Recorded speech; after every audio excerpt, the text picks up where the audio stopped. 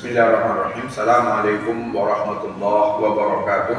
Waalaikumsalam warahmatullahi wabarakatuh. Alhamdulillahi rabbil alamin. Alhamdulillahi hamdan katsiran tayyiban mubarakan mazidan fihi kama yuhibbu rabbuna wa yardah. Wa nusalli wa nusallim ala sayyidil mursalin nabiyyina Muhammadin wa ala alihi wa sahbihi wa sallama tasliman katsira wa ba'd. Ya ayyuhalladzina amanu taqullaha haqqa tuqatih wa la tamutunna illa wa antum muslimun. Akhwati fid din, a'azani Allah wa iyyakunna ajmain. Ibu-ibu yang insyaallah selalu dirahmati Allah. Alhamdulillahirabbil alamin. Puji dan syukur kita kehadirat Jalla wa Ala Subhanahu wa taala, Rabbul Jalil, yang terus memfasilitasi hidup kita dengan rahmatnya. Allah mudahkan pagi kita yang memberkahi Allah untuk mendatangi majelis ilmu, memakmurkan masjid, menjadikan hati kita cocok selalu beramal soleh adalah nikmat. Karena yang kebaikan-kebaikan seperti inilah yang akan kita lebih syukuri lagi daripada nikmat materi. Karena kebaikan amal soleh itu akan mendatangkan nikmat di kehidupan panjang kita nanti.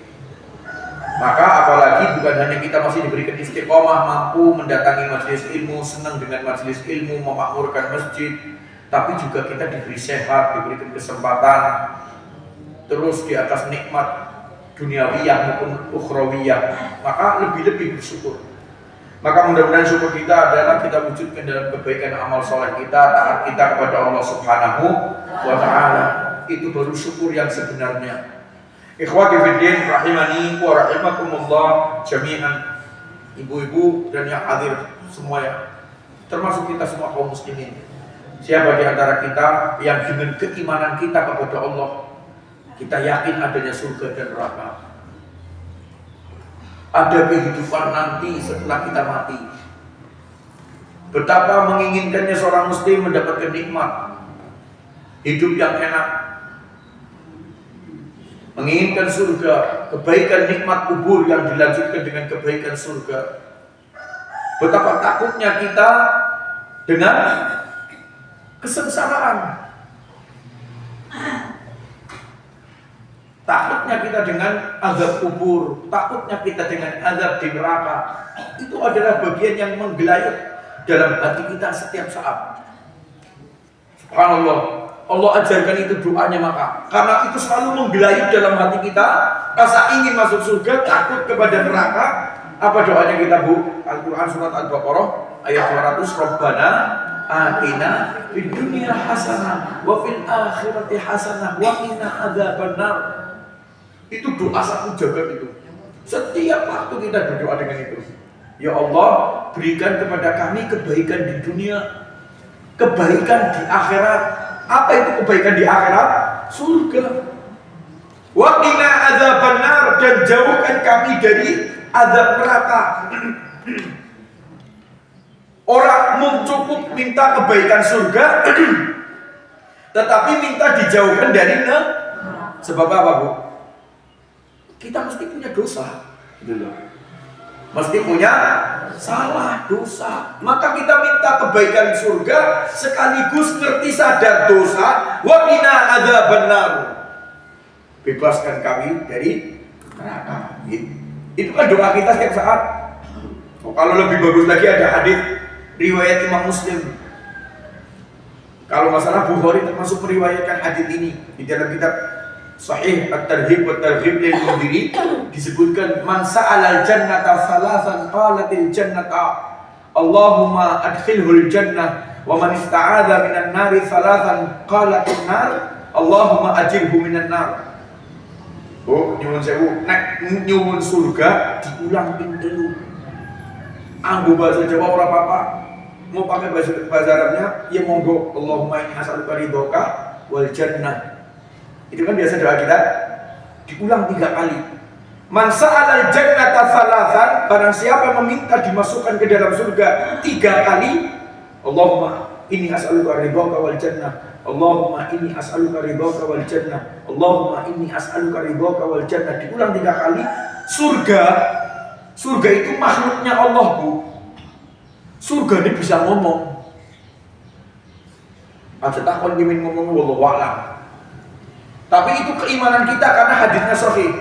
Maka surganya ikut menimpali doa kita. Allahumma adkhilhul jannah. Ya Allah, masukkan orang itu ke dalam surga.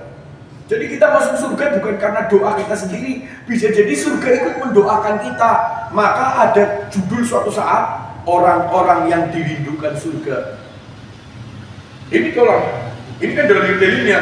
Surga itu aja ngaweh-ngaweh. Ya Allah, masukkan orang itu ke sini. Gara-gara apa? Minta diulang 3 kali. Wa man ista'adza minan nari salasan.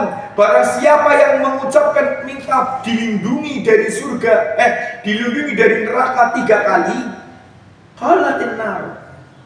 Ketika kita mengulangi Allahumma inni a'udzubika min sakhatika wan nar, Allahumma inni a'udzubika min sakhatika wan nar, Allahumma inni a'udzubika min sakhatika wan nar, kan sering diulang 3 kali, Bu.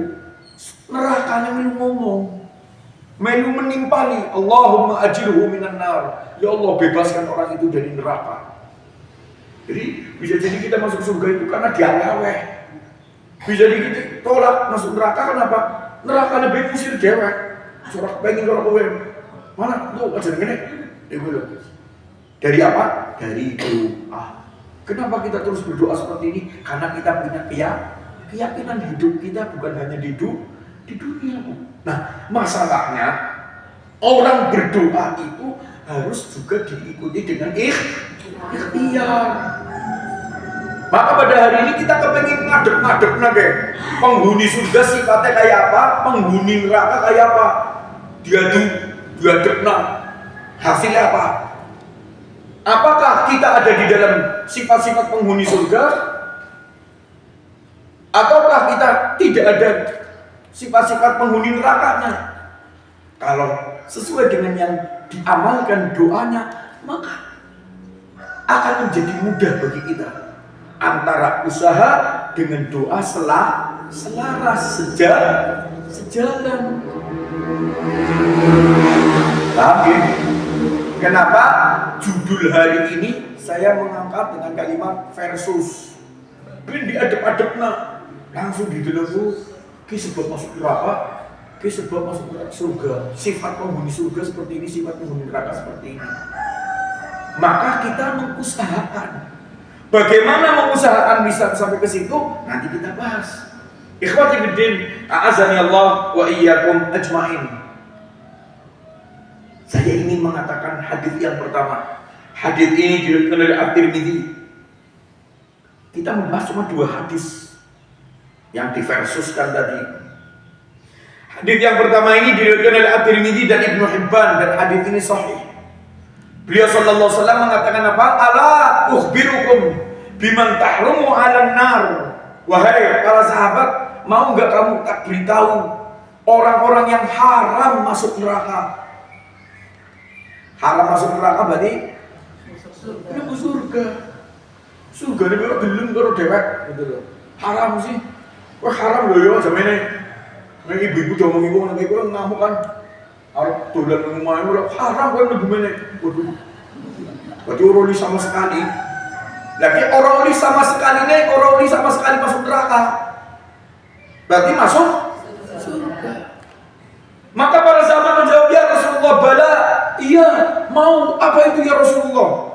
Maka para Rasulullah SAW berkata kepada beliau sallallahu alaihi wasallam, ala kulli hayyinin, layyinin, qaribin, sahlin. Orang yang haram masuk neraka itu setiap orang yang tawaddu, rendah hati, hatinya lembut, qarib, dekat dengan semua orang, sahlin, suka memberikan kemudahan. Allahu Akbar. Apaan sing krungu ngono akeh salate, akeh puasane. Ahli zikir. Ora. Yang disebutkan sebagai calon penghuni surga orang yang akhlaknya baik, tawadhu, lembut hatinya, sama orang akrab semuanya. Anak wong apik, anak wong orang bisa orang bisa akrab dengan semua orang. Kenapa? Karena akhlaknya. Coba kalau wong kasar, takilan, jumawa, apa bisa dekat dengan semua orang? Ya enggak, wong pada sengit. Maka berarti akhlaknya baik nih. Orang yang tawadhu, rendah hati, paham nggak rendah hati? Lawannya sombong. Nyuwun sewu, contoh satu aja. Kalau yang lain ini sudah jelas semua. Ini yang tawadhu saya beri contoh satu aja. Karena hari ini kita tidak mau membahas masalah isi kandungan hadisnya, tapi mau mengambil pelajaran lainnya. Nanti suatu saat kita ambil ini pelajaran hadis ini nggak masalah. Tapi ini saya contohkan. Tawadhu itu lawannya daripada sombong, rendah hati. Apa itu pengertian rendah hati? Rela diperlakukan dengan tidak semestinya. Itu namanya tawadhu. Orang yang rela diperlakukan dengan tidak semestinya. Nyuwun sewu nggih. Ini di depan saya ada yang lebih tua dari saya. Seharusnya apa? Kalau saya mau apa-apa mendahulukan orang tua, mengutamakan orang tua. Suatu saat saya petakilan misalnya gitu loh. Melebu ke ini orang permisi, ada ibu dilewati begitu saja. Ibu sebagai orang yang aduh dan ini bocah menerima sikap itu namanya tawadhu. Orang yang rela diperlakukan dengan tidak semestinya. Aku assalamualaikum ngapunten ibu, kula ajeng melewat sebentar ibu isi. Enggak gue, tapi saya menghormati orang. Ki ora saya mlebu bledus karo dhewe. Ibu sebagai orang yang tua, sikap hatinya menerima itu namanya tawadhu. Itu seharusnya dihormati tapi tidak dihormati orang, jangan mintanya dihormati orang. Ini namanya orang sombong. Ini berarti sombong. Ada satu cerita untuk menggambarkan gambaran tentang cerita ini. Cerita singkat saja. Seorang Sufyan Ats-Tsauri rahimahullah taala, ulama dari Kufah. Itu dia kepengen berangkat haji, tapi nggak ada duitnya.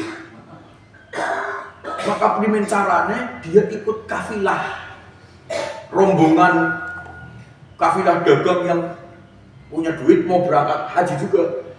Maka setiap kafilah mau berangkat itu kadang mereka mempersiapkan tim. Di antaranya tukang masak.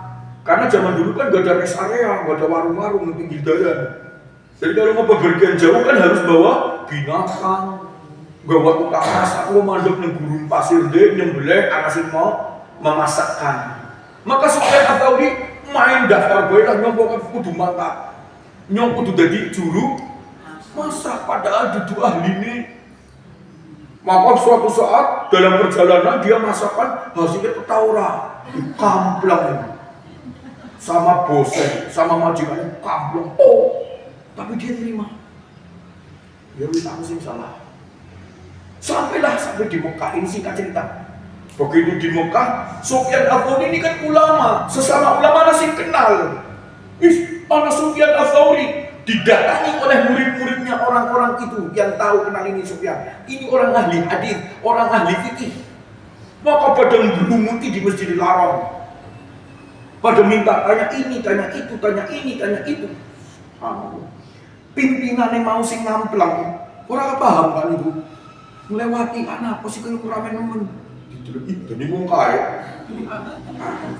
Ini nih, jadi mau kaya. Kita kan dulu masakin nyong, takut kisah apa kayak. Itu Sufyan Ats-Tsauri, ulama Kufah.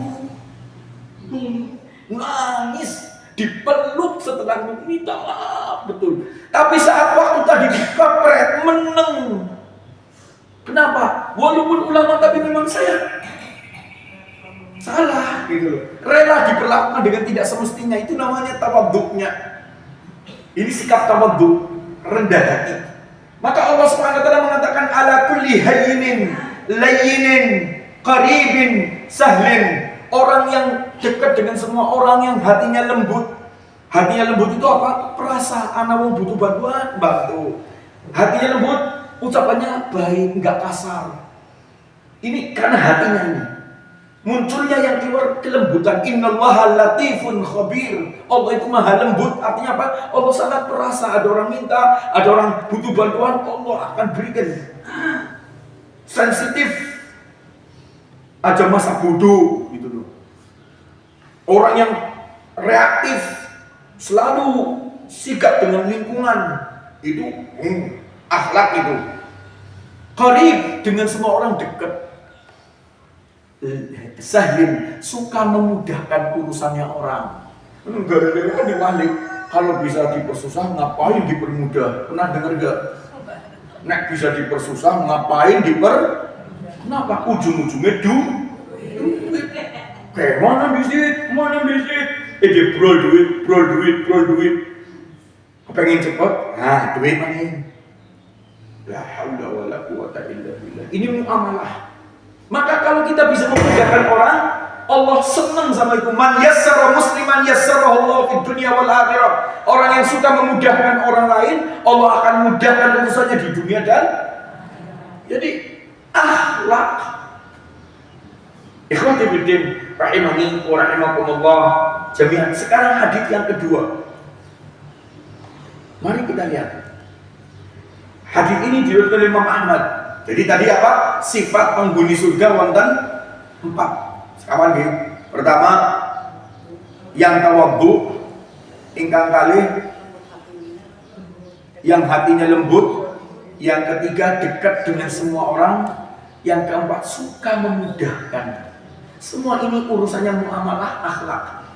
Yang kedua hadis diriwayatkan oleh Imam Ahmad, inna ahlan nar kullu ja'wariyin jawadin mustakbirin jama'in manna. Sesungguhnya penghuni neraka itu setiap orang yang kasar, angkuh, sombong, tamak, dan menghalangi dirinya dari kebaikan, suka menghalang-halangi. Orang yang suka menghalang-halangi, subhanallah. Saya ulangi, kullu ja'wariyin, setiap orang yang kasar, omongannya kasar, tingkah lakunya kasar, akhlak bukan akhlak. Jawadin angkuh, mustakbirin sombong. Oke, dari sombong orang angkuh apa? Biasanya kalau angkuh itu kalau nantangi wong. Wis gemede, nantang apa kowe? Dulu. Sok akos terus nantangi wong. Kalau sombong, mustakbir kata Rasulullah SAW itu batrul haq wa ghamtun nas. Ada kebaikan ditolak, meremehkan orang, itu sombong. Tapi kalau angkuh dibarengi dengan sikap, maaf, nantangi wong. Kemudian kata Rasulullah SAW, jamaah yang suka mengumpulkan harta, tamak. Orang kalau sudah seperti ini biasanya orang halal, orang haram, tapi orang kalau sudah tamak, biasanya nggak perhatikan halal haram, seperti oleh duit. Ini akhlak lagi ini. Mana? Karena orang itu tamak, biasanya eman-eman sedekah, eman-eman zakat, eman-eman berbuat kebaikan. Maka sifatnya ini bakhil. Subhanallah. Yang disebutkan tentang penghuni neraka semuanya tidak disebutkan karena nggak sholat, karena nggak puasa. Walaupun tidak puasa dan tidak sholat 5 waktu itu pasti masuk neraka, gitu loh. Tapi Rasulullah nggak mengatakan itu. Penghuni neraka sifatnya adalah semua yang akhlaknya buruk. Penghuni surga adalah orang yang masuk surga gara-gara akhlaknya baik. Subhanallah. Kesimpulannya apa, Bu? Muamalah kita sehari-hari. Gambaran itulah kita surga atau neraka. Oh, nyuwun sewu nggih. Kita beragama kan harus punya hasil nggih. Ibu-ibu ikut pelatihan, tujuannya apa? Ben oleh hasilnya. Ya kan ya gue? Latihan jahit. Wah, telung dina batang dino. Latihan setir mobil, hasilnya apa? Ben bisa mobil, bisa jahit, lumayan dapat income, bisa menjahit nawang sekampung, buka usaha jasa jahit. Ini kayak gue. Ibu-ibu sekarang dan saya beriman, beragama, apa yang mau diambil? Apa yang mau dihasilkan dari kita beragama? Akhlak. Ikhwati fiddin, a'azani Allah wa iyyakum ajmain. Cek silakan di dalam surat Al-Qalam kalau nggak salah. Ketika Allah Subhanahu wa taala berfirman tentang Nabi kita Muhammad sallallahu alaihi wasallam, Apa yang Nabi Muhammad dipuji oleh Allah? Bukan sholatnya. Nabi Muhammad dipuji oleh Allah bukan zikirnya. Nabi Muhammad SAW dipuji oleh Allah bukan karena puasanya, bukan karena sedekahnya, walaupun beliau terbaik semua dalam urusan itu. Apa yang Allah puji? Wa innaka la'ala khuluqin azim. Wahai Rasul, engkaulah pemilik akhlak yang paling agung. Allah memuji hasilnya. Nabi Muhammad adalah suri tauladan buat sinten. Nabi Muhammad adalah suri tauladan buat umatnya. Berarti apa yang Allah ingin puji dari kita bukan banyaknya sholat kalau akhlak kita nggak berubah, bukan banyaknya puasa kalau akhlaknya kita buruk. Yang Allah puji dari kita, Allah senang adalah karena akhlaknya, karena berarti hawa nafsu itu berhasil kita bina, arahkan. Merusakkan gara-gara hawa nafsu nih. Wong baik gara-gara hawa nafsunya juga diarahkan dengan baik. Anak memang muncul petakilan, tukang ngepluki wong, meremani wong, jaluki duit, pungli, ngancam. Itu kan apa? Hawa nafsunya. Nyekat botol sambil nyungsep. Gara-gara apa? Karena hawa nafsunya yang gak terkendali. Tapi sebaliknya ada orang subuh-subuh mari masjid, ada apa-apa dia cepet tanggap. Padahal usdek urusan dewek-dewek bisa loh. Ya kan? Dari zaman PKI kan usdek urusan dewek-dewek. Ngajari orang untuk egois bisa, tapi enggak. Dia mau mengurusi, memperhatikan ucapannya, ungkapannya baik. Kenapa? Hawa nafsunya dikendalikan. Ikhwati fiddin, azani Allah wa iyyakum ajma'in. Maka Allah menyebutkan sifat penghuni surga adalah dilihat dari hasil beragamanya, bahwa orang itu baik akhlaknya, bahwa Allah Subhanahu wa taala menghukum seseorang di antara kita dengan nerakanya adalah karena hasilnya buruk. Jadi perhatikan masalah akhlak.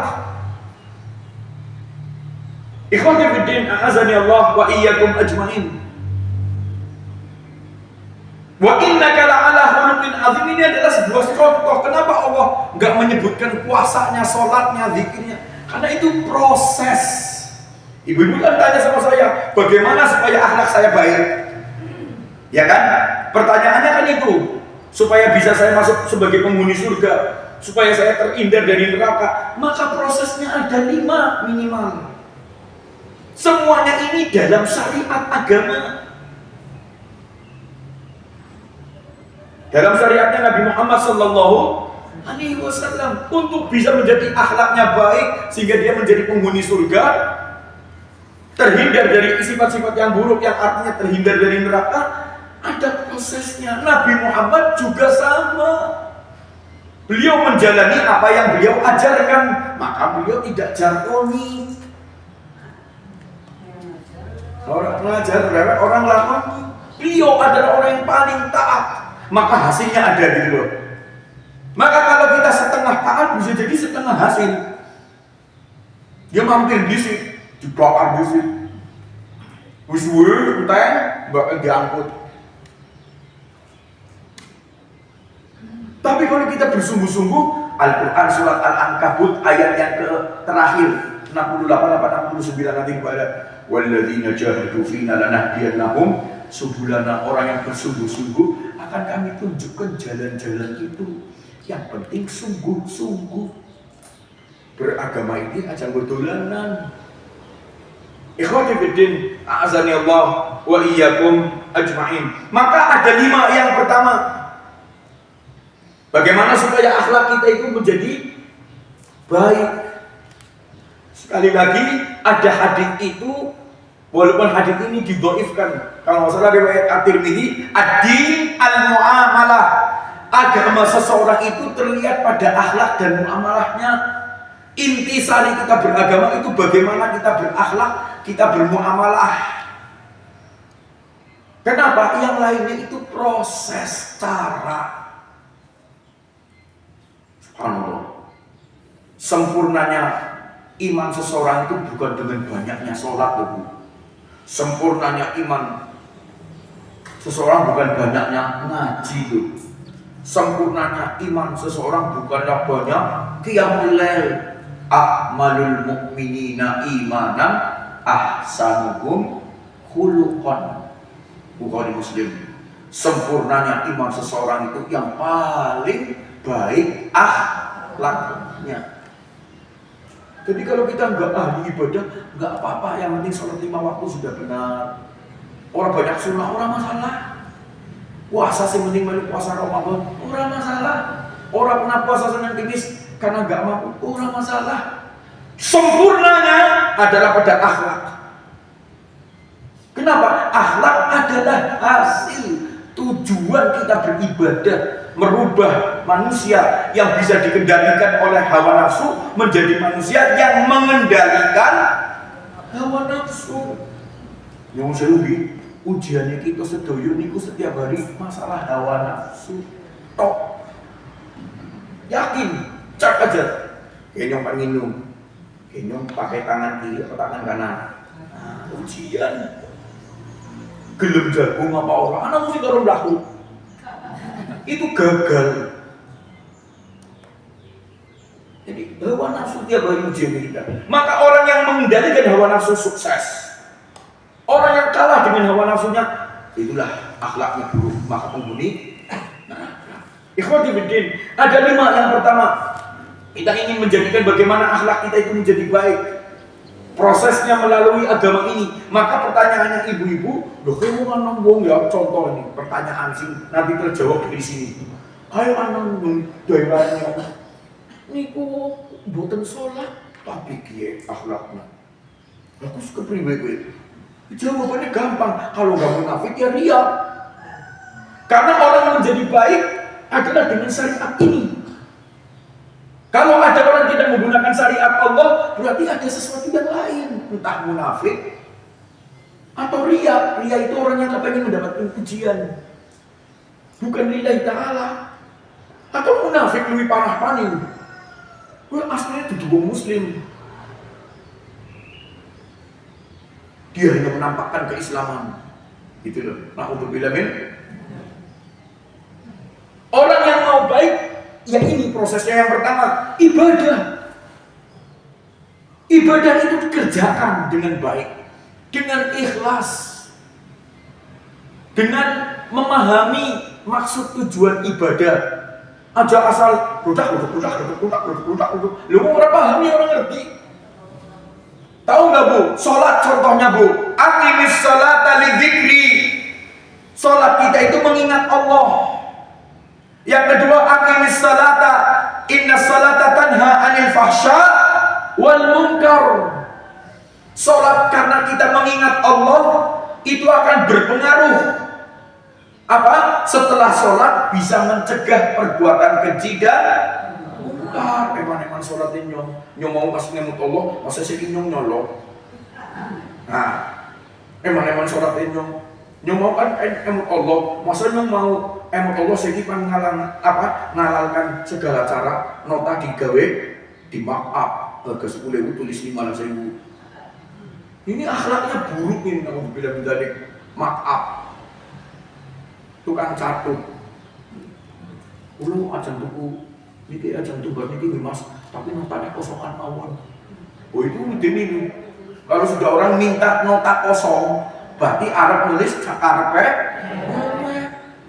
Kalau sholatnya itu mengingat Allah, itu tanha anil fahsya wal munkar. Astagfirullah, aku mau bersolat. Maksudnya kan nyatut duit wong. Ora sida, itu sholat yang benar.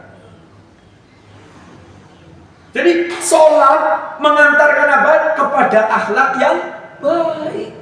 Kalau kita sholat tapi balik gawat sandal sing luwih apik, dengan empong, kan sering tinggalkan yang buruk, ambil yang baik. Itu berarti sholat kita belum benar. Jangan salahkan Islamnya, salahkan orangnya. sholatnya belum sesuai yang diinginkan. Apa yang diinginkan? Lidzikri, untuk ingat kepada Allah. Tujuannya apa? Tanha anil fahsya wal munkar. Lagi puasa. Lihat itu. Kata Rasul sallallahu alaihi wasallam, "Man lam yada' qaula zur wal 'amala bihi, falaysa lillahi hajatun fi ay yada'a ta'amahu wa syarabah." Orang yang dengan puasanya tidak meninggalkan dusta dan amalan-amalan buruk, Allah enggak kepengin beri pahala. Artinya apa, Bu? Ketika ibu-ibu dan saya berpuasa, dididik agar akhlaknya baik. Ibadah itu cara untuk menjadikan akhlak baik. Emang lah puasaku, masa kan gunjing bong, jadi enggak jadi. Emang puasa kudu kon. Lah, ngomong kunyuk. Astagfirullahaladzim. Ini omongan-omongan kasar, dusta, itu kita hindari gara-gara apa? Puasa yang bener. Sing puasa orang wetenge tok, tapi puasa mulut dari perkara yang maksiat. Maka karena dilatih setiap hari, kita terbiasa jadi orang itu tujuannya puasa, Bu. Paham gak, Bu, selama ini? Apa puasanya yang penting orang makan, orang minum? Kalau cuma sekedar meninggalkan makan dan minum, itu pujian sedih. Jadi ibadah ini akan mengantarkan kepada kebaikan akhlak. Lagi haji, faman farada fihinna al-hajja fala rafatha wala fusuqa wala jidala fil hajj. Surat Al-Baqarah 196, coba dicek. Barang siapa yang menjalankan fardu haji, maka jangan berbuat rafath. Rafath itu kotor. Wala fusuq, dan tidak berbuat maksiat. Wala jidal, dan tidak terjadi bertengkar. Ya Allah, selama proses haji dilatih akhlaknya baik. Maka haji mabrur itu bukan haji mabur. Sing penting mangkat. Haji mabrur itu dilihat bagaimana akhlaknya setelah dia haji. Betul, Bu. Kenapa? Fala rafatha wala fusuqa wala jidala fil hajj. Tidak ada rafath kotor, fusuk maksiat, jidal bertengkar. Bayangin bunyi semugi. Nanti kalau kita datang ke Mekah, ibu-ibu sudah pengalaman umrah atau haji, itu kayak mahsyar, ketemu wong sak dunya. Wong ke beda-beda akhlaknya, tabiatnya, kebiasaannya. Kadang kayak lakunya apa, kita panas, ya kan? Orang sengaja tapi karena bukan adatnya kita, dia adatnya beda dengan kita. Sering nggak terjadi gesekan.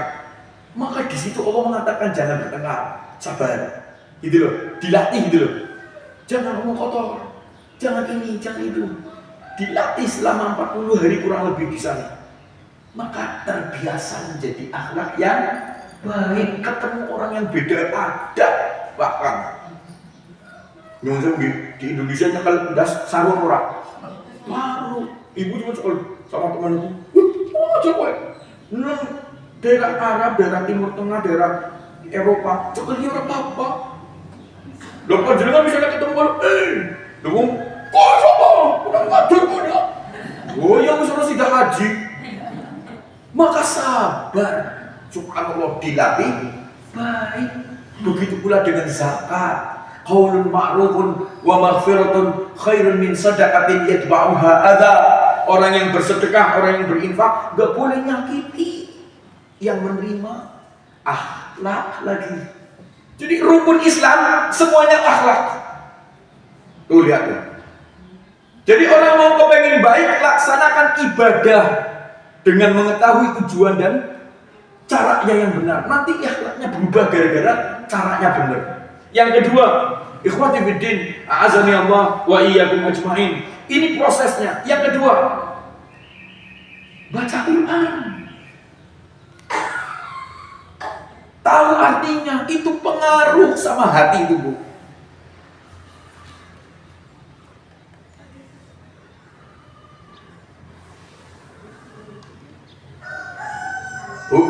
Rasulullah pernah ngendika kata sedikit. Apa? Man laisa fi qalbihi Quran kal baitil kharab. Innal ladzi laisa fi qalbihi syai'un minal Quran kal baitil kharab. Orang yang tidak ada pengaruh hatinya dari Quran maka seperti rumah yang singit, rumah yang rusak. Maka berikan pengaruhnya. Apa? Baca Quran. Itu belum tahu isi kandungannya secara luas, baru tahu artinya, pengaruhnya ada loh Bu. Lihat Al-Quran surat Al-Jumu'ah ayat yang kedua. Apa yang dilakukan Nabi Muhammad SAW kepada masyarakat yang didakwahi pertama kali di Mekah.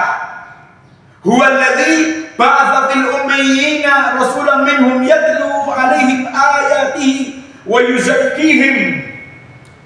Dialah Allah yang telah mengutus di masyarakat yang ummi seorang nabi yang ummi. Masyarakat jahiliyah dulu sing baca Quran, sing baca tulis itu sedikit loh Bu. Nabi Muhammad sebagai utusan juga mboten saged baca dan nulis. Maka kalau beliau bisa menyampaikan banyak kebaikan itu karena wahyu, bukan karena Nabi Muhammad pinter. Nabi Muhammad mboten sekolah. Itu dalilnya itu. Allah mengutus di tengah masyarakat yang ummi, Rasul yang ummi. Masyarakat yang bodoh dalam artian tidak tahu baca tulis, nabinya juga nggak bisa baca tulis. Apa yang dilakukan? Yatlu alaihim ayatihi, dibacakan ayat. Diceritakan oleh Utsman bin Affan dan yang lainnya, kami ini di Mekah setiap hari kumpul di rumahnya Al-Arqam bin Abil Arqam. Kami membaca 10 ayat, tidak nambah kecuali sudah paham. Dipahami, oh, diartikan, oh, itu ternyata mengaruhi hati loh Bu. Yuzakkihim, dengan Al-Quran dibaca dan kita paham, itu hati kita bersih.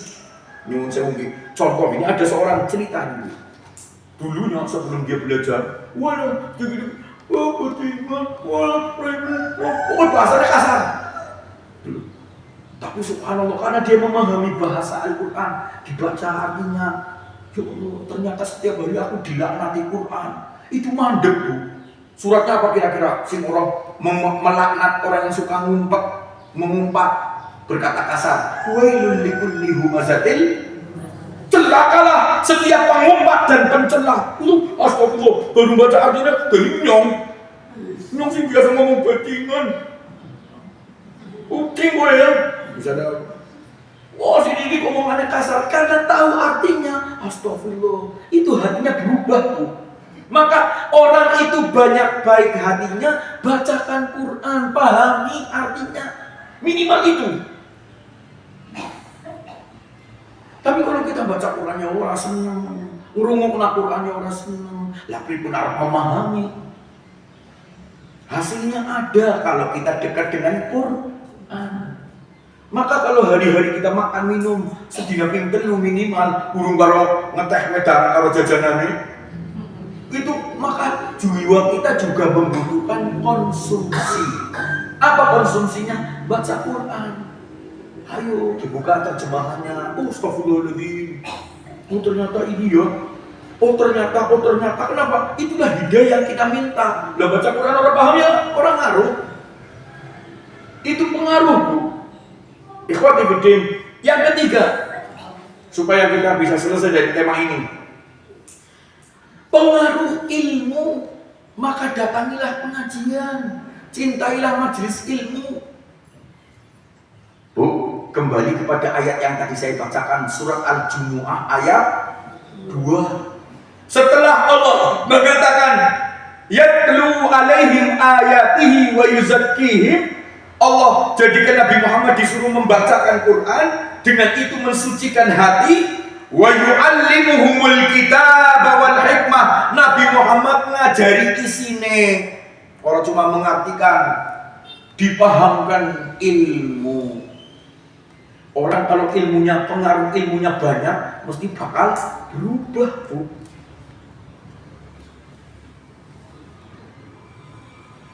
Nek orang ngerti apa-apa ya sing dipeloni hawana.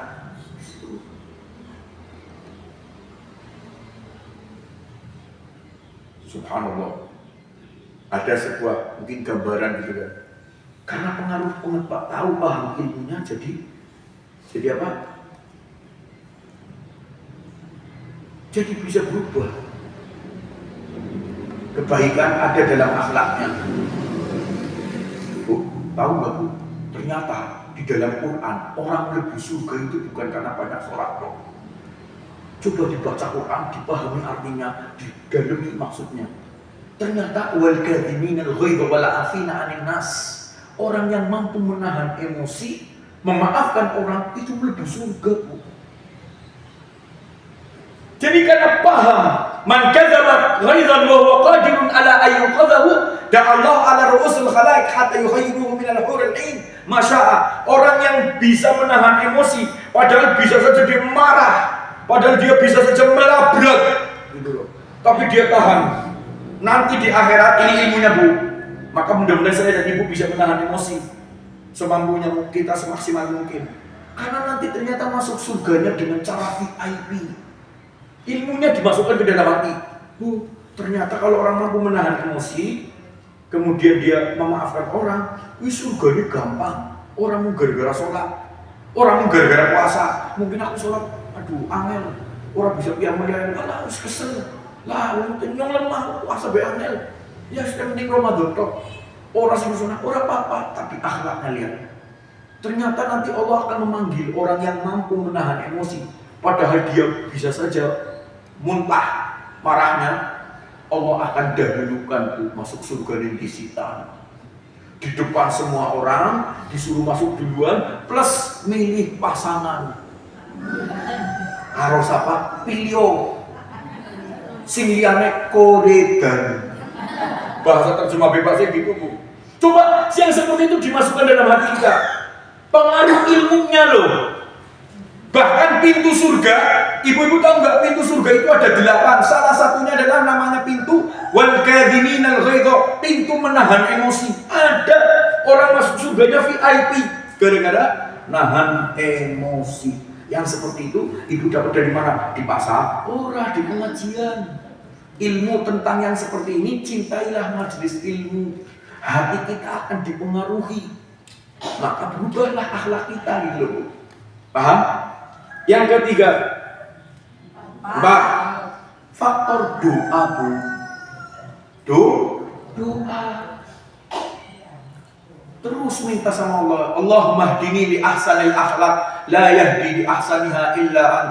Ya Allah, tunjukilah aku akhlak yang baik. Tidak ada yang mampu menunjuki akhlak-akhlak yang baik kecuali Engkau. Ya muqallibal qulub, tsabbit qalbi ala dinik. Allahumma anta rabbi farzuqni al-istiqamah. Ya Allah, Engkaulah Rabbku, rizkikan aku istiqamah. Allahumma inni a'udzubika min qalbin la yakhsha. Ya Allah, aku minta perlindungan dari hati yang tidak ada takutnya. Wa min nafsin la tashba, dan dari jiwa yang tidak ada kenyangnya. Minta dilindungi. Jadi Allah bisa memudahkan jalan kita menjadi baik karena Allah membantu melalui apa? Minta. Sini jaluk aja duniawiyah kok, duniawiyah jaluk. Allah tempat kita minta, tapi minta untuk kebaikan akhirat kita. Apa orang itu menjadi baik akhiratnya? Akhlaknya. Maka minta sama Allah. Ikhwati fiddin, a'azani Allah wa iyyakum ajmain. Mudah-mudahan enggak kepanjangan. Yang terakhir, cara yang terakhir. Lingkungan tempat kita bermain, dengan siapa kita sehari-hari, itu membentuk akhlak. Almar'u ala dini khalilihi falyanzur man yukhalil. Orang itu sangat bergantung dengan akhlak teman, lingkungannya. Dengan siapa? Perhatikan. Bu, ada cerita, Bu. Ibu-ibu pernah baca hadisnya ini, saya yakin. Di dalam kitab Riyadhus Shalihin diceritakan oleh Imam An-Nawawi dengan mengutip sebuah hadis riwayat Imam Muslim. Ada 10 orang Bani Israil membunuh sampai 99 orang, Bu. Kepengen tobat, tapi tekannya karo wong sing salah. Orang ngerti ilmu ini ditakoni. Begitu ngomong, aku wis pateni wong 99, kira-kiranya bisa diampuni apa ora? Ya ora. Dijeni nemen mateni kok 90. Marah, pan tobat kok ditolak, pateni sisang 100, Bu. Aduh, aku menyesal lagi. Datang kebetulan tekan karo wong sing pas, sing ngerti ilmunya. Maka ketika dia datang, apakah fahami min taubah? Mungkinkah aku bertobat? Apa jawabannya ini? Ahlan biman taba ilallah. Silakan, Allah menerima tobatmu. Tapi dia ngomong satu bunyi penting ini. Tapi kamu pindah dari lingkungan yang sini, pindah ke sana. Fa inna fihim unasun salihun. Pindah kamu dari lingkungan itu ke sana. Di sana tuh banyak orang solehnya. Loh, bedanya apa sih? Oh, bedanya ada, Bu. Dalam cerita hadits ini, Bu, itu kenapa dia mateni sampai 90? Itu karena setiap kali dia mau berbuat baik, dia lingkungannya nggak mendukung. Habis bunuh, lah yang pengen tobat. Soalin, ini bimat ini wong. Wah, dibilang soalin ngamuk, pakai ini maning. Tobat lagi. Lu ngerti ini, jawabnya zina ini, terus mati ini, diledek maning, trot maning. Jadi setiap kali dia berusaha, lingkungan gak mendukung, mengumbar aibnya, marah, brut, mati ini terus. Maka kata ulama yang tadi ditanya, fa inna fihim unasun salihun. Kamu pindah ke sana, di sana banyak orang yang soleh, yang akan mendukung lingkunganmu, akan menutup aibmu, bahkan mencontohkan kebaikan-kebaikan. Dalam wong soleh, sholat yang sholat, puasa yang puasa. Jadi gara-gara lingkungan loh, Bu. Maka akhlak itu terbentuk. Kalau kita nyuwun sewu nggih, Rasulullah mencontohkan, nek kancane wong apik, contohnya kayak wong tukang betul minyak wangi. Ibu-ibu datang ke tempat penjual minyak wangi. Metu sing kono wangi orang. Khalid Bu, belum berbuat apa-apa karena gaule karo wong soleh. Wih, Khalid apik ya. Padahal durung apa-apa, Bu.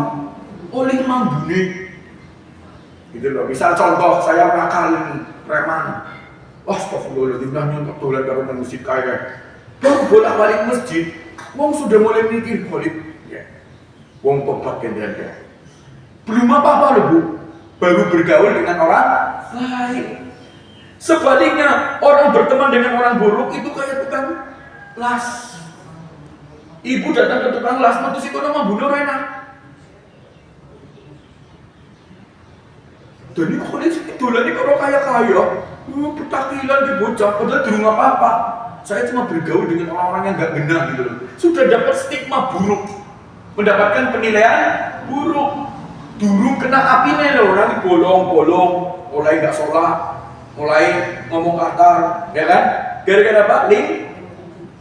Jadi masalah jadi sesoleh, wa masalah jadi sesu, kamathali rihil hadad wa sahibul mis, kata Rasulullah SAW. Perumpamaan teman yang baik seperti tukang minyak wangi, memberi manfaat. Bahkan kita dapat wangi ini. Dan seperti orang-orang yang buruk, maka pengaruhnya seperti tukang las. Walaupun tukang las bukan buruk loh ya, halal. Tapi ada sifat yang nggak baik, mampunya orang enak, kadang bisa bolong, ya kan?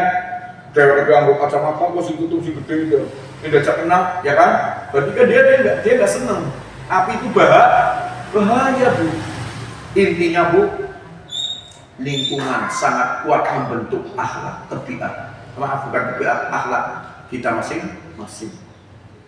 Terakhir, saya ingin menutup, apakah bedanya tabiat karo akhlak?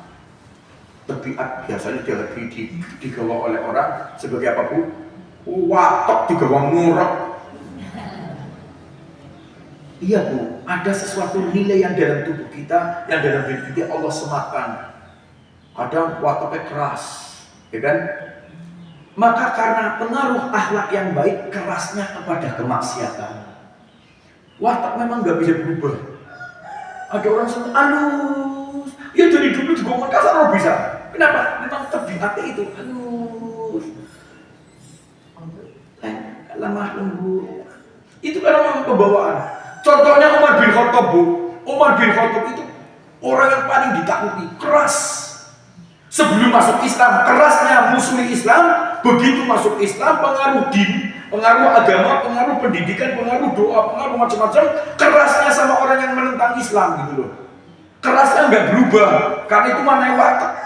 Tapi kerasnya dengan siapa yang bermaksiat. Dulu dia membenci Islam, sekarang dia melindungi Islam dengan cara yang keras. Ceritanya panjang, kalau saya panjangkan nanti kedawan nanti ibu pulang maghrib. Tapi watak itu memang tidak bisa berubah, tapi diarahkan oleh akhlak yang baik. Keras-kerasnya kepada siapa? Menjadi berubah. Karena apa? Pengaruh proses ilmu, syariat, doa, lingkungan. Satu lagi tadi apa? Yang kelima, peninggalan satu. Itu mempengaruhi akhlak menjadi baik. Maka mudah-mudahan kita berdoa kepada Allah Subhanahu wa taala menjadi penghuni surga, dihindarkan dari neraka. Maka mari kita usahakan realisasikan. Ayo beragama dengan baik. Hasilnya kita lihat apakah akhlak kita berubah. Dengan akhlak kita yang berubah baik, maka yakinlah semua kita masuk surga. Karena penghuni surga adalah yang akhlaknya baik. Wallahu ta'ala a'lam wa a'lam. Ada komentar?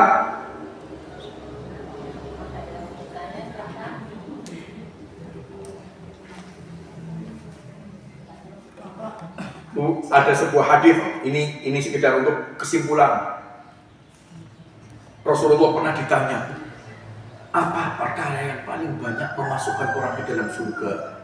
Dan apa perkara banyak yang paling membawa orang sering masuk neraka? Su'ilan Nabi sallallahu alaihi wasallam an aktsara ma yudkhilun nas an-nar wa yudkhilun nas al-jannah. Perkara apa yang paling dominan membawa orang masuk surga dan apa yang paling dominan membawa orang masuk neraka? Jawabannya akhlak. Apa jawaban Rasulullah SAW? Hala taqwallah wa husnul khuluq. Masuk surga itu paling banyak gara-gara takwa dan akhlak yang baik. Hadis riwayat Imam At-Tirmidzi. Taqwallah wa husnul khuluq. Bertakwa dan akhlak yang baik, itu jawabannya Rasulullah. Perkara yang paling membawa banyak masuk surga. Ketika ditanya an aktsara ma yudkhilun nas an-nar, ketika perkara dominan apa yang menjadikan masuk neraka, al-fam wal farj, ucapan ini nih, omongannya, dan maaf tidak bisa menjaga hawa nafsu kemaluannya. Akhlak, omongannya kasar, tukang fitnah, tukang ini gara-gara ini nih. Abu Bakar pernah mukul ini sambil mengatakan, hadza alladzi awradani finnar. Ini yang akan menjadikan aku membawa ke tempat yang paling bahaya, neraka. Ini nih, ucapan, akhlak. Dan yang kedua al-farj, maaf, orang yang tidak mampu menahan dorongan seksualitasnya, na'udzubillah min dzalik, maka akhlaknya buruk, free sex dan seterusnya. Bahkan zaman sekarang ada yang namanya homoseks, ada yang namanya lesbian yang menyimpang akhlaknya, na'udzubillah min. Saya kira demikian, mudah-mudahan sekedar penggenap bahwa ternyata antara hadis A dengan hadis yang kedua berbeda, tidak bertolak belakang. Sifat penghuni surga adalah akhlak, sifat penghuni neraka adalah akhlak. Ketika Rasulullah ditanya tentang apa yang dominan masuk surga, akhlak. Kita ditanya apa yang paling dominan masuk neraka, akhlak. Nyambung. Demikian, wa'alaikum minkum. Kalau nggak ada komentar saya tutup dengan doa kafaratul majlis. Subhanakallahumma wa bihamdika asyhadu an la ilaha illa anta astaghfiruka wa atubu ilaik. Wa sallallahu ala sayyidina Muhammadin wa ala alihi wa sahbihi wa sallam tasliman katsira wa akhiru da'wana anil hamdulillahi rabbil alamin. Wassalamu alaikum warahmatullahi wabarakatuh.